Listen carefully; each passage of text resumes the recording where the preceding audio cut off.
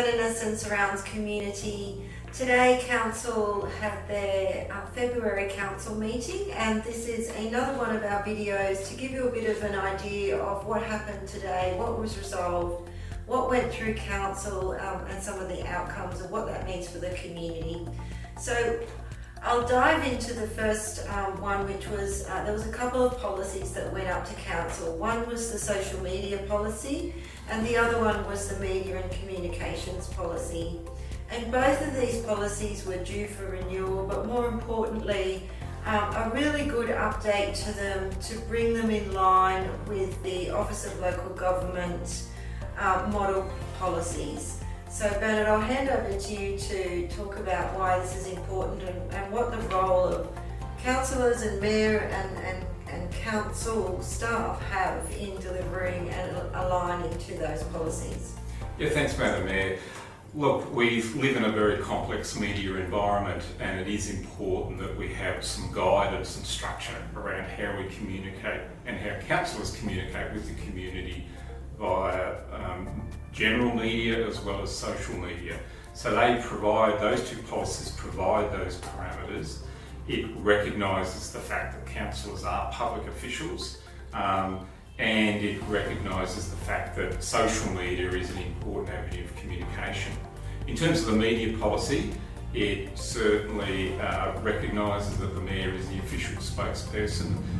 However, of course, other councillors can communicate with the media or utilise the media as well, and there are occasions where it's appropriate for officers to be the spokesperson. So it provides guidance, it provides structure to the councillors, to the Mayor and to the officers. Thank you, Bernard. I think also importantly, given the recent storms, it's good to point out there is also guidance in there when a natural disaster or a public incident happens. Those policies will go onto Council's website and you can have a look at the detail around that as well.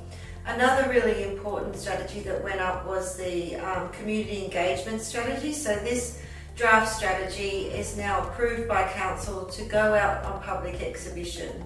And this is really the guidance or the approach that Council will take in communicating and consulting with the community.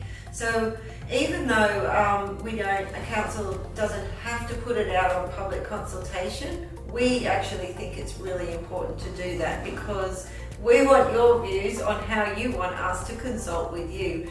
So Bernard, anything to add to that? Yes, it would be somewhat ironic if we didn't engage with the public on our public engagement policy. But a bit more seriously, yes, we're out there in the community doing all sorts of things. You know, we're representing the community, the elected officials are representing the community. So it is vital that we ensure we have some structure in place, some guidelines around the importance of community engagement, when we do engage and how much we engage. But all levels of government in this day and age recognise that meaningful community engagement prior to the council making decisions is really important. Yeah, absolutely. And we do want to hear from you. So, we have the Have Your Say portal. Please look out on council channels, so whether they be social or the email or other mechanisms that we use to communicate currently. Please look out for when those opportunities are arising. We're really focused as a council on the future sustainability, financial sustainability of council.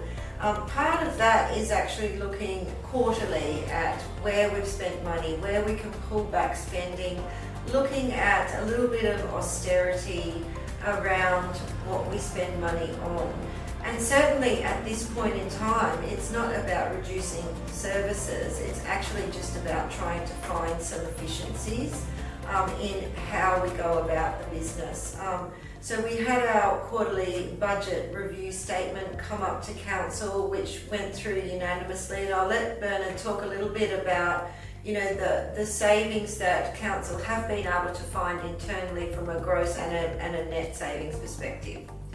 Yes, look, like a lot of councils, we're severely financially constrained, and we need to work extremely hard at minimising the cost of government to the ratepayer.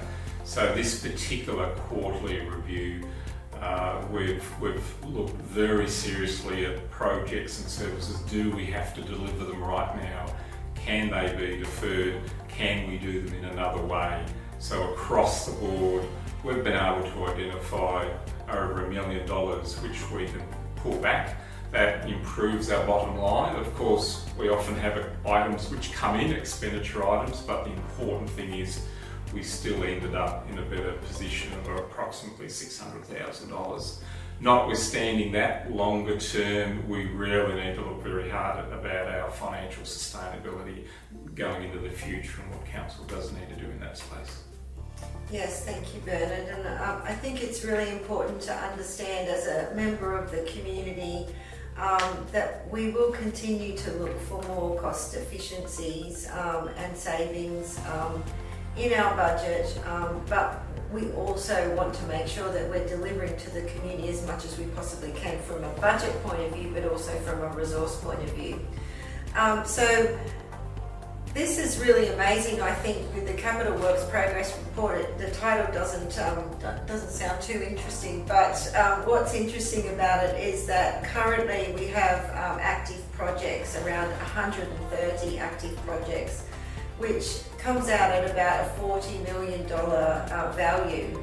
So there's a lot going on. I'd like to thank the staff for their work also in establishing a grants register. So a lot of that is grant funded.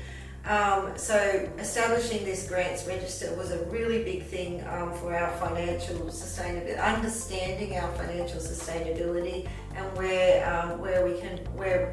grant money is funding projects, how much we need to acquit still, how much is still owed to council, to really affect that bottom line and understand why that bottom line is where it is. So projects of interest, Bernard, there's a few in the group there. Yeah, I think there's a couple of notable ones, and it just goes to the scale and diversity of our projects. Firstly, the re-roofing of the Crofters Cottage, a much visited location, but it was looking very tired and worn.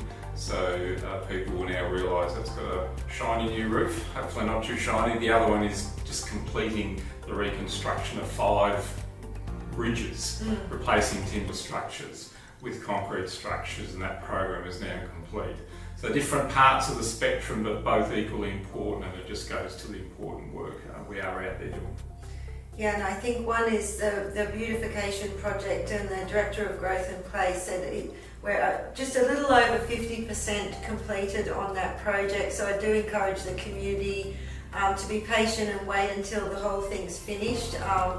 And we look forward to seeing that end result. It is really important that we continue this project and finish it, because it builds town pride, and we all want to live in a community where it looks nice, it feels nice, and certainly the town centre and either side of that did need a little bit of a refresh. Good news on our development assessment report. We are still kicking goals in that space with our assessment processing time for DAs around, I think it was 33, which is well below the Minister's benchmark. So that's continuing to be a good news story. And we also had an interesting notice of motion put up by Councillor Scott, which was around CETA. CETA is an organisation that is very innovative, and the resolution really was to start to look at how we may, as a council, in partnership with CETA, work together in some kind of collaborative way to benefit each other in the community. Some of that is around recycling, the circular economy, some of it is around energy generation, but there's lots more to come on that. It really is the first step to open up discussions between council and CETA and see what could be developed in that space. So that's it for today. Thank you for listening, and of course you can watch the full webcast of the full council meeting online. That will be up very shortly, and also remember you can access the business papers through council's website. Thank you, Bernard, for today. It was a very interesting council meeting with lots of debate, great questions from all councillors, and really pleasing result. So thank you. Have a nice day.